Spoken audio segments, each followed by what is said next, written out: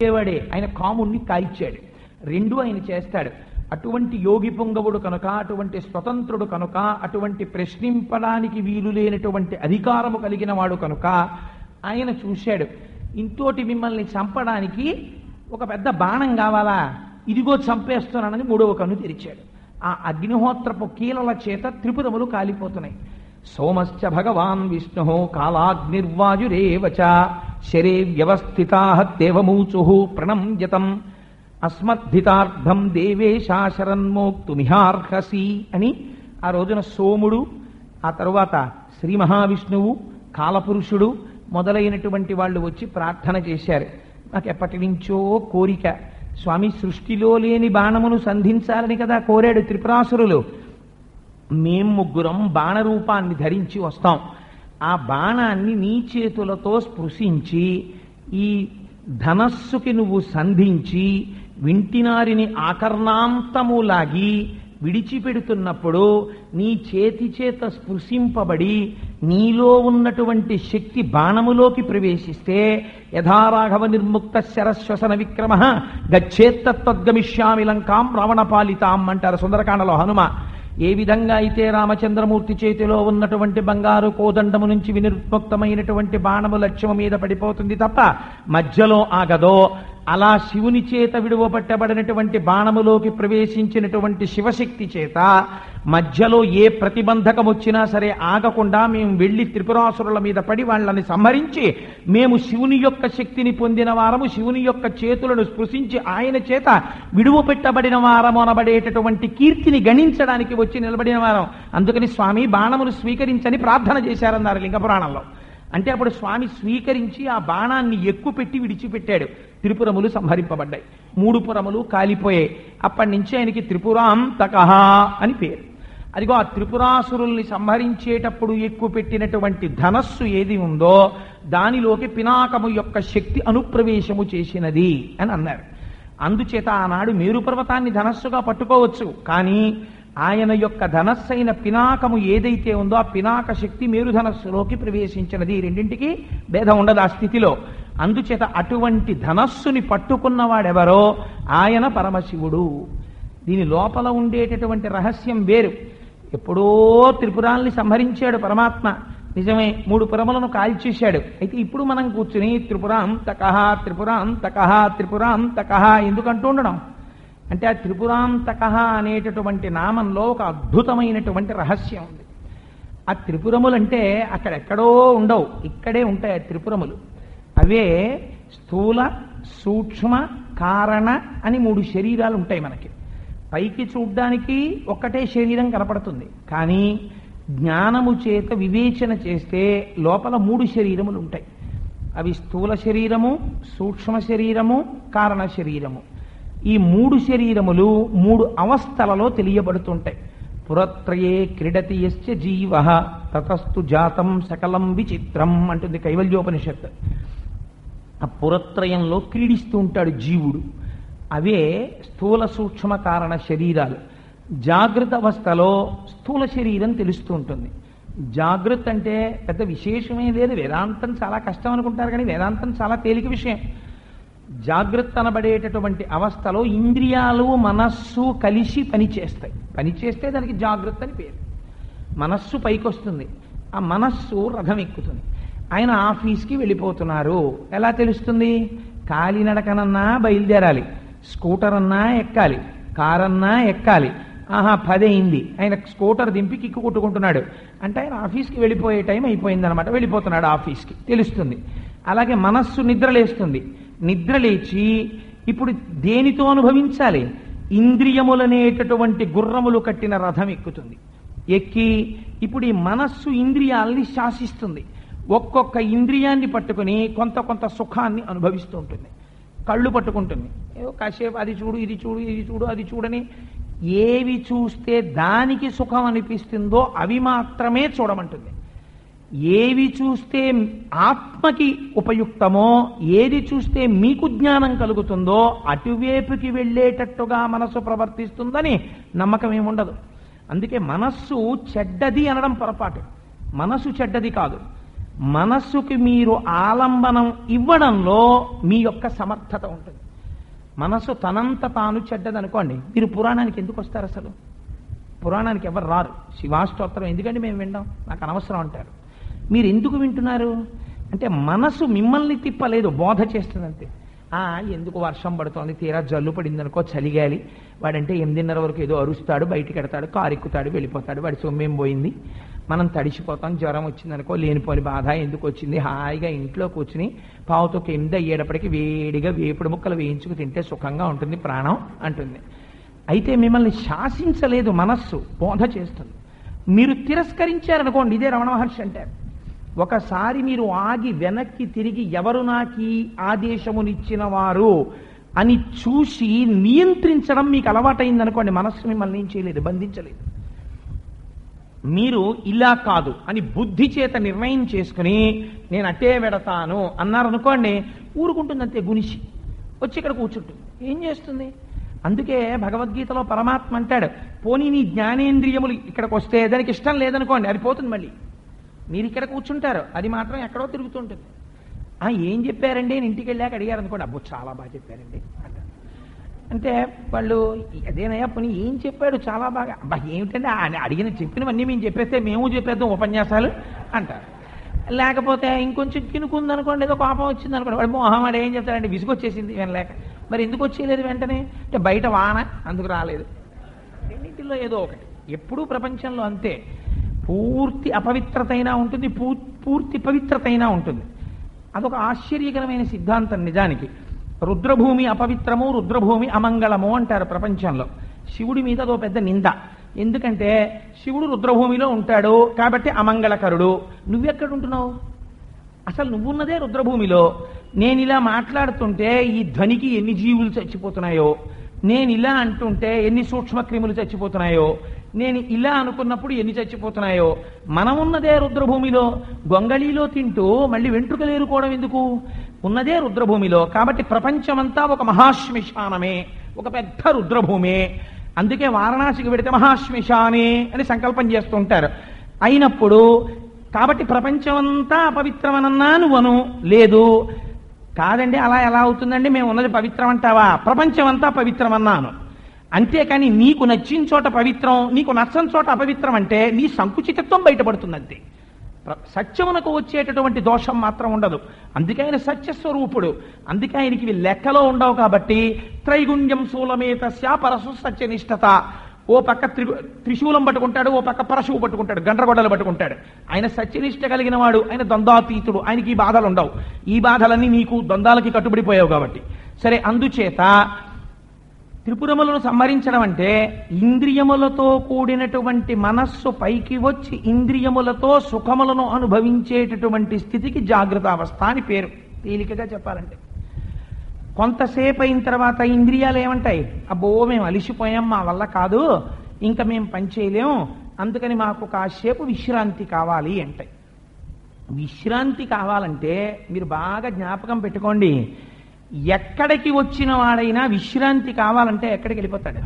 ఇంటికి వెళ్ళిపోతాడు అంతే. ఆఫీస్కి వెళ్ళాను, ఇంటికి వెళ్ళిపోతాను. బజారుకి వెళ్ళాను, ఇంటికి వెళ్ళిపోతాను. ఉద్యోగానికి వెళ్ళాను, ఇంటికి వెళ్ళిపోతాను. లేదు, ఉపన్యాసానికి వచ్చాను, అయిపోయాక ఇంటికి వెళ్ళిపోతాను. ఎక్కడికి వెళ్ళినా నేను మళ్ళీ ఎక్కడికి వెళ్ళిపోతాను? ఇంటికి వెళ్ళిపోతాను. అలాగే ఇంద్రియములు కూడా అలిసిపోతే ఎక్కడ అలసట తీర్చుకుంటాయి.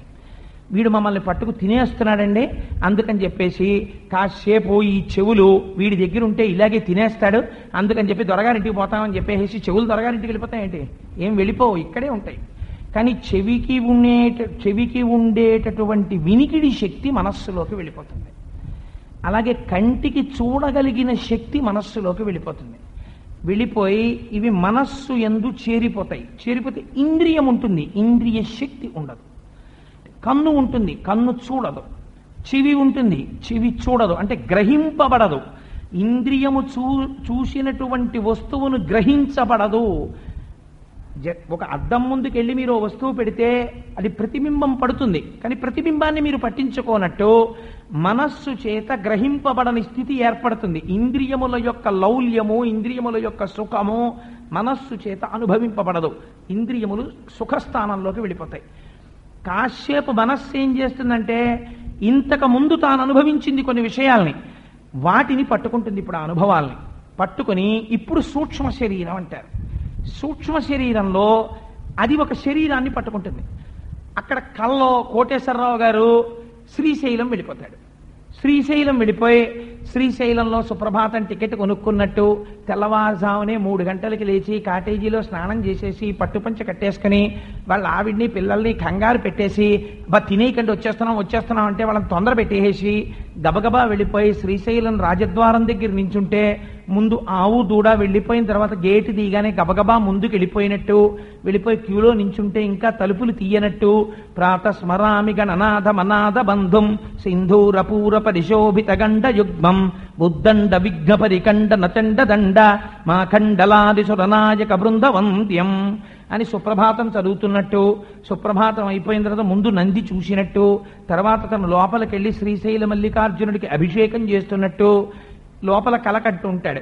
కలకంటున్నప్పుడు ఇదే కోటేశ్వరరావు లోపల ఉండేటటువంటి సూక్ష్మ శరీరము అంటే మనస్సు తనకిష్టమైనటువంటి వస్తువులను అనుభవించడానికి వెడుతుంది. అప్పుడు కూడా సృష్టి జరుగుతూ ఉంటుంది, అలా తిరుగుతూ ఉంటుంది. కొంతసేపు అయిపోయిన తర్వాత మనస్సు కూడా బడలిపోతుంది. అబ్బో ఇంకా నాకు ఓపిక లేదంటుంది. అందుకని ఈ మూట పట్టుకుని ఇంద్రియాలను అట్టుకుని ఈ మనస్సు వెళ్ళి ఆత్మలోకి చేరిపోతుంది. ఇక్కడ వరకు మీకు తెలుస్తుంది. స్వప్నం వరకు ఆత్మలోకి చేరిపోయిన విషయం మాత్రం మీరు జ్ఞానము చేత తెలుసుకోలేరు. కళ వచ్చింది అని చెప్తారు, కళలో ఏమొచ్చిందో చెప్తారు, నాకు భయం వేసింది అంటారు, నాకు సుఖంగా ఉందంటారు. సుషుప్తిలో కారణ శరీరం ఉంటుంది. కారణ శరీరంలో కేవలము అజ్ఞానం. అక్కడ మాత్రం మీకేం తెలియదు. అక్కడ ఉన్న పరిస్థితి ఏమి అని అడిగారు అనుకోండి, సుఖమున్నది అని మాత్రం మీరు చెప్పగలరు. సుఖం అనగా ఏమి? రమణ మహర్షి అంటారు, సుఖమునకు కారణమేమి? నీకక్కడ మనస్సు లేకపోవడమే. ఏది అల్లరి పెడుతుందో ఆ మనస్సు లయమైపోయింది, ఆ మనస్సు లేదు, అందుకని సుఖమే ఉంటుంది. నాకు హాయిగా నిద్ర పట్టేసిందండి అంటాడు. ఏమిటా హాయి? అంత నిద్రలో నువ్వు పొందిన సుఖమేమి? జిలేబీ తిన్నావు, తీయటి రుచి సుఖము. మిక్స్చర్ తిన్నావు, కారం కారంగా పుల్ల పుల్లగా ఉప్పగా ఉంది, సుఖము. గాఢ నిద్రలో చాలా హాయిగా ఉంది. ఏమిటా హాయి? చెప్పలేడు. ఆ హాయి చెప్పలేకపోయినా గాఢ నిద్ర తనకి సుఖమని చెప్పగలడు, సుఖము యొక్క స్వరూపాన్ని చెప్పలేడు.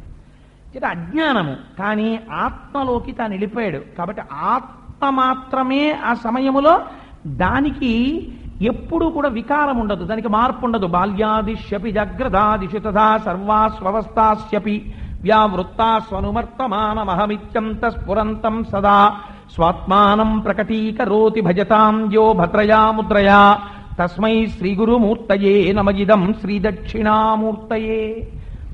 ఆ లోపల బాల్యములో, యవ్వనములో, వార్ధక్యములో, కౌమారములో అన్ని అవస్థలలోనూ కూడా తాను సాక్షిగా ఉండి శరీరము ముడతలు పడిపోతోంది, శరీరం యవ్వనంలో ఉంది, శరీరం బాల్యంలో ఉందని తెలుసుకుంటున్న వస్తువు ఏది ఉందో దానికి మాత్రము వికారము లేదు.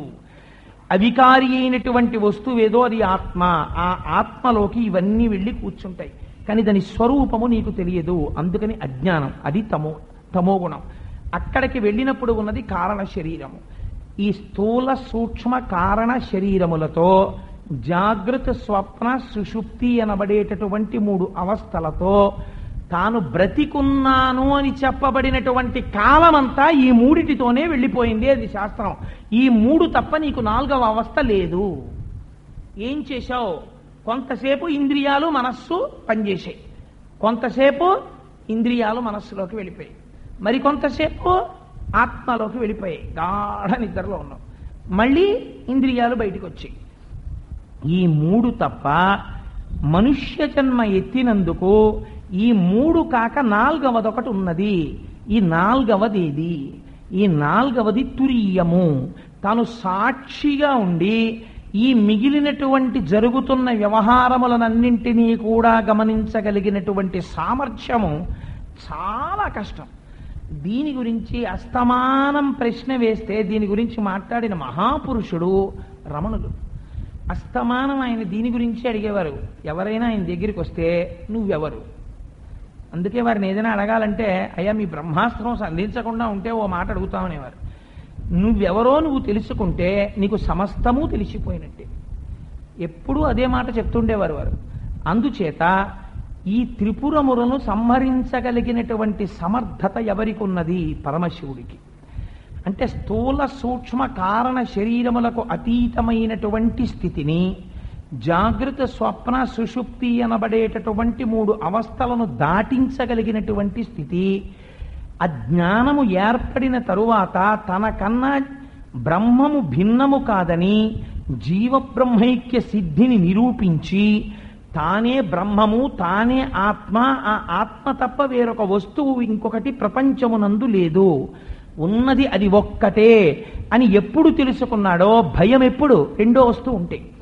అసలు భయం ఎందుకు లేదు అంటే ఉన్నది ఒక్కటే వస్తువు కాబట్టి ఆ ఒక్క వస్తువు తప్ప ఇంకొక వస్తువు లేదు అని తెలిసిపోయింది అనుకోండి. మీరు ఏ వస్తువులోనూ కూడా భయాన్ని చూసే అవకాశం ఉండదు. కానీ అదంత తేలిక కాదు, చాలా కష్టం.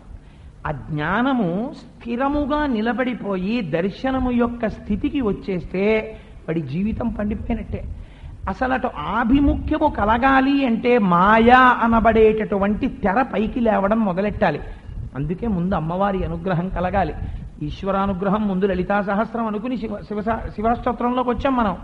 ఆ అవనిక పైకెత్తితే అప్పుడు మీకు ఆ పరబ్రహ్మతత్వము వైపుకి, జీవుడే బ్రహ్మమన్న సిద్ధాంతము వైపుకి మీరు నడవగలుగుతారు. ఆ నడిస్తే ఆనాడు త్రిపురములను దాటినటువంటి స్థితి ఏర్పడుతుంది. అందుకే మనకు ఒక గమ్మత్తైన మాట చెప్తుంటారు పెద్దలు. గంగా హరిద్వార్లోనూ ఉంటుంది, గంగా మీకు ఇతరమైనటువంటి పట్టణాల్లోనూ ఉంటుంది.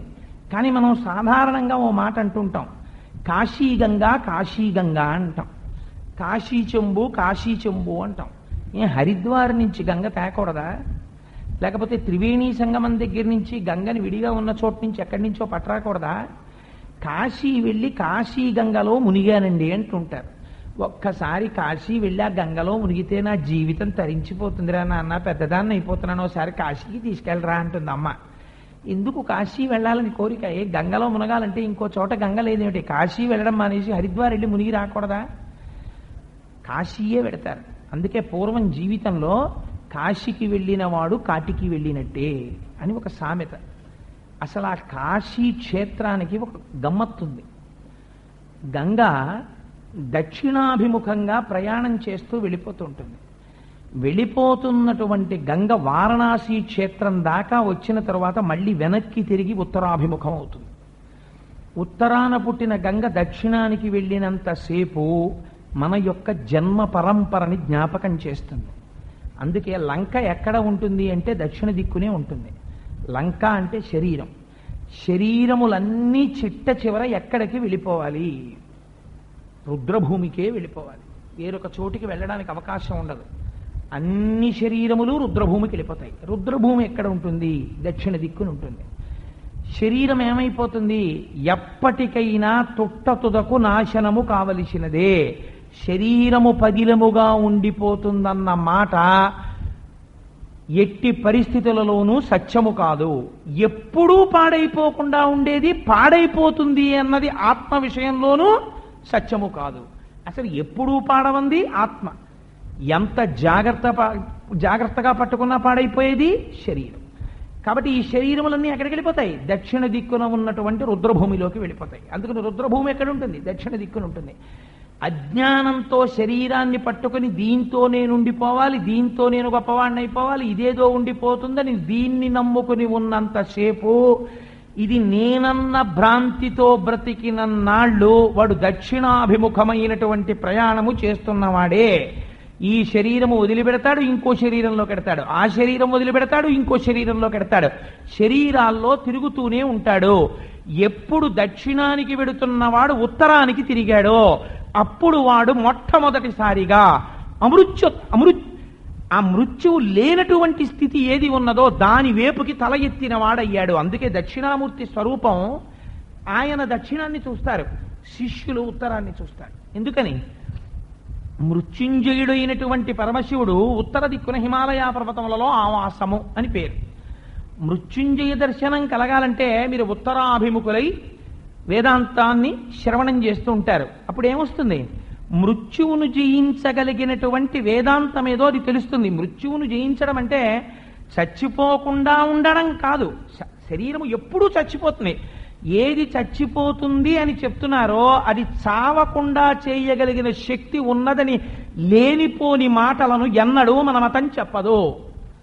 మన మతం చాలా నిర్దాక్షిణ్యంగా మాట్లాడుతుంది. ఎక్కడా చెప్పరు. ఒక గమ్మత్తైన మాట చెప్తుంది, నీ పాపమునకు ఫలితం ఇచ్చేవాడెవడో పరమేశ్వరుడే, నీ పుణ్యమునకు ఫలితం ఇచ్చేవాడెవడో పరమేశ్వరుడే. పాపమునకు ఫలితం ఇచ్చేటప్పుడు ఇంకోళ్ళు ఎవరో వస్తారు, పుణ్యానికి ఫలితం ఇచ్చేటప్పుడు మాత్రం దేవుడు వస్తాడు. పాప ఫలితం రాకుండా వాడిని అడ్డుకోవడానికి పుణ్య ఫలితం కోసం వీడిని పట్టుకో, ఈ మాట ఉండదు. పాప ఫలితం ఎవరు? ఘోర రూపుడైన ఈశ్వరుడే. పుణ్య ఫలితం ఎవరు? పరమేశ్వరుడే. రెండూ ఆయనే ఇస్తుంటాడు కర్మ ఫలితాలని. ఇది గొప్పతనం. అన్నీ ఒకటిలోకే వెళ్ళిపోతాయి. అలా వెళ్ళిపోయేటప్పుడు ఉన్నది ఒకటే స్వరూపం. ఆ ఒక్క స్వరూపమే ఇస్తోంది ఫలితాన్ని. ఆ స్వరూపమునందు నువ్వు భక్తి కలిగి ఉంటే ఏమవుతుంది? కర్మ ఫలితం ఆగిపోతుందని మన వాళ్ళు చెప్పారు. ప్రారబ్ధము విడిచిపెట్టిన బాణము. అలా అయితే రమణుల కన్నా భక్తులు ఈ దేశంలో ఇంకోడు లేరు. రామకృష్ణ పరమహంస కన్నా భక్తుడు ఈ దేశంలో ఇంకొకడు లేడు. వివేకానందుడి కన్నా భక్తుడు ఈ దేశంలో ఇంకొకడు లేడు. శంకరాచార్యుల వారి కన్నా మహాజ్ఞాని భక్తుడు ఈ దేశంలో ఇంకొకడు లేడు. అటువంటి శంకరాచార్యుల వారికి భంగధర వ్యాధి వచ్చింది. రామకృష్ణ పరమహంసకి కంఠంలో రాచపుండు పుట్టింది. రమణ మహర్షికి ఎడమ చేతి మీద సర్కోమా వచ్చి రక్తం కారింది. ఇంతమంది బాధపడ్డారు. మరి ఎందుకు బాధపడ్డారు? ప్రారబ్ధము విడిచిపెట్టిన బాణము తగిలి తీరుతుంది. అది దేనికి తగులుతుంది? శరీరములకు తగులుతుంది. మరి జ్ఞానికి అజ్ఞానికి తేడా ఏమిటి? శరీరమునకు కలిగినటువంటి బాధతో తాదాత్మము చెంది తాను ఏదో అయిపోతున్నానని బెంగ పెట్టుకోవడం అజ్ఞానం. ఈ శరీరమునకు కలిగినటువంటి బాధని తాను సాక్షిగా చూస్తూ ఉండిపోవడం జ్ఞానం. అలా ఉండిపోయినవాడు జ్ఞానైపోయాడు, తాదాత్మ్యం పొందినవాడు అజ్ఞానైపోయాడు. అంతే తేడా. ఇంకొక ఉదాహరణ చెప్తాను. రామకృష్ణ పరమహంసని నరేంద్రుడు అడిగాడు. నరేంద్రుడు అంటే వివేకానందుని యొక్క పూర్వనామం. అయ్యా, మీరు మాట్లాడతారు కాళికామ్మవారితో, స్వయంగా అమ్మతో పలుకుతూ ఉంటారు. అటువంటి తల్లి దగ్గరికి వెళ్ళి మీరు ఒక్క విషయం అడగండి. అమ్మా, నాకు కంఠంలో రాచపుండు పుట్టింది, నేనేమి తినలేకపోతున్నాను, ఈ రాచపుండు తగ్గించమ్మా అని అడగండి అన్నారు. అంటే రామకృష్ణ పరమహంస నవ్వారు. గురువులు తక్కువ మాట్లాడతారు, గొప్ప బోధ చేస్తారు. పరమహంస అన్నారు, తప్పకుండా అడిగొస్తాను, ఇక్కడ ఉండు, గుళ్ళోకి వెళ్ళి అడిగొస్తానని గుళ్ళోకి వెళ్ళి బయటకు వచ్చేసారు. నిజంగా అడుగుతారు ఆయన? అడిగితే గబగబా ఎదురొచ్చి అడిగాడు వివేకానందుడు. అడిగారా అమ్మని అన్నారు. అడిగానయ్యా అన్నారు. ఏమందమ్మా అన్నారు. ఇన్ని ముఖాలతో తింటున్నవాడివి నువ్వు కాదా అని అడిగింది అన్నారు. సృష్టిలో ఉన్నటువంటి సమస్త పిపీలికాది పర్యంతమునకు ఆకలి ఒక్కటే, దప్పిక ఒక్కటే. షడూర్ములనుంటాయి: ఆకలి, దప్పిక, జర, మరణము, శోకము, మోహము. ఇవి షడూర్ములు అంటారు. ఈ షడూర్ములని దాటించగలగాలి. అందుకే షడ్రిపు షడూర్మిష అని ఈ షడ్రిపులను షడూర్ములను తొలగించగలిగిన వాడు, షణ్ముఖుడికి జనకుడైన వాడు ఎవడున్నాడో వాడు మాత్రమే జ్ఞానమునిచ్చి ఇటువంటి నీరస స్థితి నుంచి ఉద్ధరించగలడు. అందుకనైన దక్షిణామూర్తి అయి అటు తిరిగి కూర్చుంటాడు. కూర్చున్నప్పుడు ఆయన శక్తితో కలిసి ఉంటాడు. అందుకే ఒక భాగమంతా పురుష స్వరూపంతో ఉంటుంది, ఒక భాగమంతా స్త్రీ స్వరూపంతో ఉంటుంది. ఒక చెవికి పాము ఉంటుంది, ఒక చెవికి కుండలం ఉంటుంది, ఒకవైపు వక్షస్థలం మామూలుగా ఉంటుంది, ఒకవైపు స్తన్యం ఉంటుంది, ఒకవైపు అమ్మవారి యొక్క స్వరూపం ఉంటుంది, వేరొక వైపు అయ్యవారి యొక్క స్వరూపం ఉంటుంది. ఉన్నటువంటి స్వరూపం చాలా గమ్మత్తుగా ఉంటుంది. వట విటపి సమీపే భూమి భాగే నిషణ్ణం సకల ముని గణానాం జ్ఞానదాతారమారాత్ త్రిభువన గురు మీశం దక్షిణామూర్తి దేవం జనన మరణ దుఃఖచ్ఛేద దక్షం నమామి అని ఆయన మహానుభావుడు ఏం చేస్తాడు? వట విటపి సమీపే భూమి భాగే నిషణ్ణం. ఆయన పేరు కూడా దక్షిణామూర్తి. దక్షిణ అంటే సమర్థుడు, అమూర్తి రూపము లేనివాడు. ఆత్మకి నిజానికి రూపం లేదు, అందుకని దక్షిణామూర్తి. కాదు కాదు, ఆయన దక్షిణమునకు తిరిగి కూర్చున్నటువంటి మూర్తి. మృత్యు భయము లేనివాడే మిమ్మల్ని మృత్యువు నుంచి గట్టెక్కించగలడు. తానే హడిలి చచ్చిపోయేవాడు మిమ్మల్ని ఉద్ధరిస్తాడు. అందుకని దక్షిణామూర్తి. ఇప్పుడు ఈ జ్ఞానం పొందడానికి ఉత్తరాభిముఖులై కూర్చున్నారు. కూర్చుంటే ఆయన ఏం చేశాడు? ఆయన ఏం మాట్లాడలేదు. ఆయన ఏం చేస్తాడు? జనన మరణ దుఃఖచ్ఛేద దక్షన్నమామి. జననము మరణము అన్న దుఃఖాన్ని తీసేస్తాడు ఆయన. అలా తీయగలిగినటువంటి సమర్థుడు అటువంటి సద్గురువు దక్షిణామూర్తి సదాశివుడు. అందుకే సదాశివ సమారంభాం శంకరాచార్య మధ్యమాం అస్మదాచార్య పర్యంతాం వందే గురు పరంపరాం అని పిలుస్తాం. గురవే సర్వలోకానాం భిషజే భవరోగిణాం నిధయే సర్వ విద్యానాం దక్షిణామూర్తయే నమః. అటువంటి మహానుభావుడు ఏం చేశాడు? ఆయన కూర్చుని నోటితో ఏమీ మాట్లాడలేదు. మౌన వ్యాఖ్య ప్రకటిత పరబ్రహ్మ తత్వం యువానం వర్షిష్టాంతే వృషదశి గృణై ఆవృతం బ్రహ్మనిష్టై అని అలా కూర్చుని మౌన వ్యాఖ్య ప్రకటిత పరబ్రహ్మ తత్వం యువానం చిత్రం వటతరోర్మూలే వృద్ధా శిష్యా గురుర్యువా గురోస్తు మౌనం వ్యాఖ్యానం శిష్యాస్తు చిన్న. కార్తీక పౌర్ణమి నాడు 365 ఒత్తులు గుత్తి దీపాన్ని ఆవునీతిలో ముంచి వెలిగించేస్తుంటారు. మాకు జ్ఞానం కావాలి. 15 రోజులు తెలియక ముందు ఇంతకుముందు ఎప్పుడైనా వదిలేసిన రోజులు ఒక ఏడాదంతా నేను దీపం పెట్టకుండా ఎంత పాపం వస్తుందో అదంతా పోవుగాక 365 తెలిసింది జ్ఞానం అంటే ఏమిటో. అది ఎవరు వెలిగించుకోవాలి? ఇంకా మాకు భయం లేదు, ఇంటి యజమాని వెలిగించాలి. ఏమర్థం అవుతుందండి? రమణ మహర్షిని ఆయనతో ఉండేటటువంటి అంత్యవాసులు చాలా కాలం అడిగారు, మాకు ఈశ్వర సేవ మానవద్దు, శివార్చన మానవద్దు, శివాలయానికి వెళ్ళడం మానవద్దు అని చెప్తారు పెద్దలు. జీవుని యొక్క అభ్యున్నతి, కుటుంబ అభ్యున్నతి కూడా పరమశివుని యొక్క అనుగ్రహంలోనే ఉంటాయి. అందుకే లోకం ఈశ్వర సేవ మానవద్దు, శివార్చన మానవద్దు, శివాలయానికి వెళ్ళడం మానవద్దు అని చెప్తారు పెద్దలు. జీవుని యొక్క అభ్యున్నతి, కుటుంబ అభ్యున్నతి కూడా పరమశివుని యొక్క అనుగ్రహంలోనే ఉంటాయి. అందుకే పరమేశ్వరుడికి అత్యంత శక్తివంతమైన అభిషేకం జరిగేది కూడా తెలుసా? మనం మహాశివరాత్రి, మాసశివరాత్రి చేస్తాం, మంచిది. కానీ అసలు నిజానికి పరమేశ్వరాభిషేకమునకు ఒక భక్తుడు వచ్చి సంవత్సరంలో ధరించిపోయే అభిషేకం ఎప్పుడు అంటే మార్గశీర్ష మాసంలో వచ్చే ఆర్ద్ర నక్షత్రంలో తెల్లవారుజామున చెయ్యాలి. సమస్త తాపోపశాంతి దేని వలన కలుగుతుందంటే ఆర్ద్రాభిషేకము చేత అనుకోండి. ఇప్పుడు ఈ మాట పైకి రావాలనుకోండి నా నోట్లోంచి, తాను నిశ్శబ్దముగా ఉండిపోయినటువంటి ఆత్మ ఒక సరస్సులో ఉంటుంది లోపల. ఆ ఆత్మలో ఒక తరంగంలా ఒక కదలిక వస్తుంది. ఆ కదలిక వస్తే మనస్సుకి ఒక భావన అందుతుంది. నేను ఇప్పుడు పినాకి అన్న నామములో దక్షిణామూర్తి నామమును అనుసంధానం చెయ్యాలి అని ఒక భావన కలుగుతుంది. ఈ భావన కదిలితే నాలో ఉన్నటువంటి ఊపిరి వాయువు మూలాధార చక్రం దగ్గర నుంచి కదిలి పైకొస్తుంది. పైకొస్తే నా నాలుక వెళ్ళి వాటిని నొక్కుతుంది.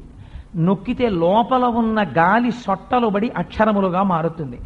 అక్షరములు పదములవుతాయి, పదములు వాక్యములవుతాయి. వాక్యములలో నాలో ఉన్న భావన ఆ వాక్యం పట్టుకుని పైకొస్తుంది.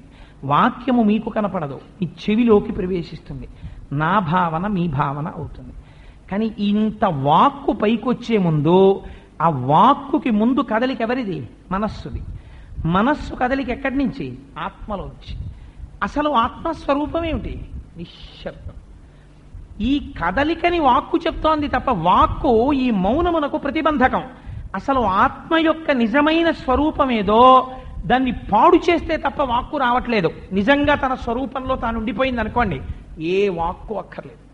తనలో తాను రమించిపోతూ మౌనంగా నిశ్శబ్దంగా అలా ఉండిపోయి ఆనందిస్తూ ఉంటుంది. అందుకే మిగిలినటువంటి ఎక్కడ ఉండనటువంటి గమ్మత్తు మన మతంలో ఉంటుంది. నువ్వు పైకి చదివినటువంటి మంత్రమునకు శక్తి కొంతే. ఉపాంశువు అని పెదవులు కదులుతూ మంత్రం చేస్తే దాని శక్తి కొంత. పెదవులు కదలకుండా మంత్రాన్ని లోపల చేస్తే దాని శక్తి అపారం. ఎందుచేత? అసలు కదలిక రాకూడదు. రాకుండా లోపల నీలో ఏ స్వరూపముందో ఆ స్వరూపమునందు కదలికలే